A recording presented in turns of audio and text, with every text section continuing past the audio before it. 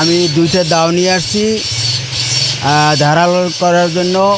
সামনে কোরবানি পশু যেন ভালোভাবে ও যেন কষ্ট না পায়, সেই জন্য। গত বছর সাথে একটু দাম বেশি, এবছরের আপনার 80 টাকা দিয়ে অফার, এবছরে 100 টাকায় হয়তো ওই করতে চায় না। গরু কোরবানি দেওয়ার জন্য দা ছুরি বটি ধার দেওয়ার জন্য আসলে এই যে কর্মকার এরাই এই বছরের তাদের এটি একটি উৎসব। সেই উৎসবে এক মহামিলনে আমরা এবং কর্মকার একই ধারায় আমরা উদযাপন করি আনন্দের সাথে।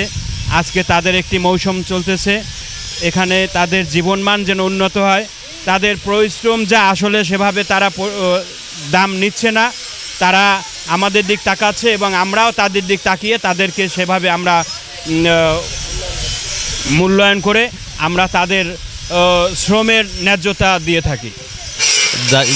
পাইন দিতে নিয়ে আসছি, দাম স্বাভাবিক আছে, তবে তারা হয়রানি করে না। পুরাতন দিনের ঐতিহ্য হইল কর্মকার, সেখানে আমাদের বছরে একবার আসতেই হয়। যখন আমাদের ঈদুল আজহা আসে তখন আমরা প্রতি বছরের ন্যায় এবছর আসছি।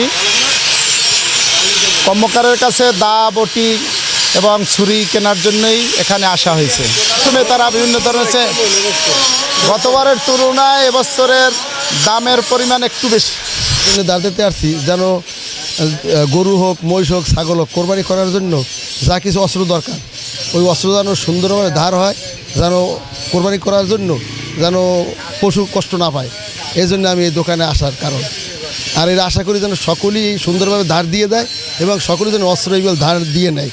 তাহলে আর এই আল্লাহর যে নৈকট্য লাভের জন্য যে পশু প্রাণী যেগুলো আছে যে কোরবানি করার জন্য, তারা কষ্ট পাইবে না এবং কষ্ট দেওয়া হবে না।